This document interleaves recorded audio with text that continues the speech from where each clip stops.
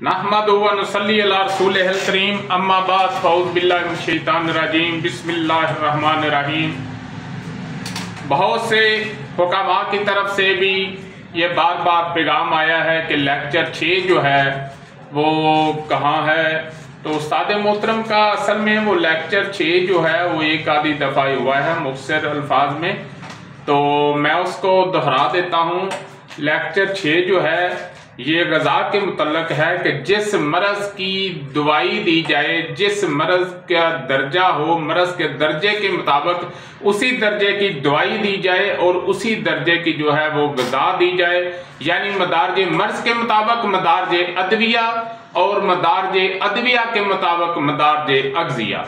तो मदारजे अग़ज़िया जड़ा है इंतहाई मुख्तसर सबक है, इस पर गौर करने की ज़रूरत है, इस पर तवज्जो देने की ज़रूरत है, इसको अपनाने की ज़रूरत है, इस पर अमल करने की ज़रूरत है कि जब हम किसी को मुहर्रक दवाई देते हैं, अगर किसी का मकाम लज्जत पे मर्ज है तो उसको हम मुहर्रक दवाई देते हैं, अगर मकाम हबस पे आ जाता है तो उसको हम शदीद दवाई देते हैं, मकाम कब्ज़ पर जब आता है तो उसको हम मुलय्यन दवाई देते हैं, और मकाम सोजश पे हम मुसहल का इस्तेमाल कराते हैं, और उसके आगे जब वर्म होता है तो अक्सीर दवाई वो भी इंतहाई मुख्तसर अरसे के लिए इंतहाई कम मकदार में और ज़ोफ़ में जो है मुकव्वियात दी जाती हैं। तो ये तो मुख्तसर मैं आपको बता रहा था मदारजे अदविया।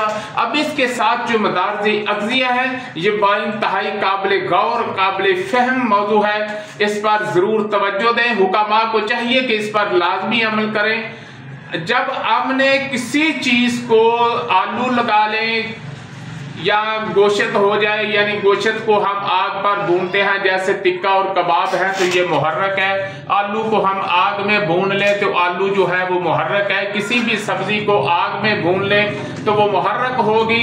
जब उसी सब्जी को हम आग में किसी बर्तन में जब पकाते हैं तो उसको भूनते हैं जैसे कढ़ाई गोश्त होता है, इसी तरह आलूओं को और अंडों को भूना जा सकता है, आलू वैसे भी भुने जा सकते हैं। तो जिस मजाज की वो सब्जी होगी, जिस मजाज का वो खाना होगा, जिस मजाज की वो ग़ज़ा होगी, उसका मजाज वही रहेगा और उसका दर्जा जो है जो हम आग में भूनेंगे तो मुहर्रक होगी, किसी बर्तन में उसको भूनेंगे जैसे कढ़ाई गोश्त की मानद, या आलू और अंडे भुने भी जाते हैं, शोरबे वाले नहीं भुने हुओं की बात कर रहा हूं तो वो शदीद होता है।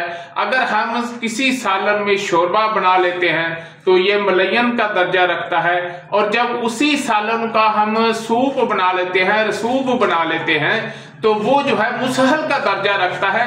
बस ये 4 दर्जे हैं। अक्सीर जो है वो ग़ज़ा नहीं है, ये 6 नब्ज़े कुल इमराज किताब में भी लिखा हुआ है। और इसको जब आपने किसी को दवाई मुहर्रक और शदीद देनी है तो खुदारा उसकी ग़ज़ा जो है वो भी मुहर्रक और शदीद तजवीज़ करें। अगर आप ग़ज़ा जो है मुहर्रक दे रहे हैं और दवाई मुसहल दे रहे हैं तो बजाय फ़ायदे के नुकसान होगा, फ़ायदा कम होगा, कभी उसको फर्क पड़ेगा और कभी नहीं पड़ेगा तो कहेगा हकीम साहब पता नहीं लगता, 2 दिन मेरा मजाज बहुत बेहतर रही है तबीयत और तीसरे दिन पता नहीं किया हो जाता है। तो अगर आप ग़ज़ा मुहर्रक दें तो दवाई भी मुहर्रक होनी चाहिए, और जब दवाई शदीद हो तो ग़ज़ा भी शदीद हो। अगर दवाई जो है वो मुलय्यन दे रहे हैं तो इस बात का ज़रूर ध्यान रखना है कि ग़ज़ा भी उसके साथ मुलय्यन हो। अगर दवाई मुसहल है तो ग़ज़ा की भी कोशिश करें कि उसको मुसहल ही दी जाए।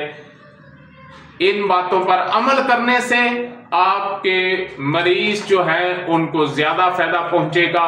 वमा अलैना इल्लल बलाग। नाज़रीन, अगर आपको हमारी वीडियो अच्छी लगी तो हमारे चैनल को सब्सक्राइब करें, लाइक करें, शेयर करें, ताकि कानून तिब और कानून फितरत के मुताबिक हमारी हर वीडियो आप तक पहुंचती रहे। शुक्रिया।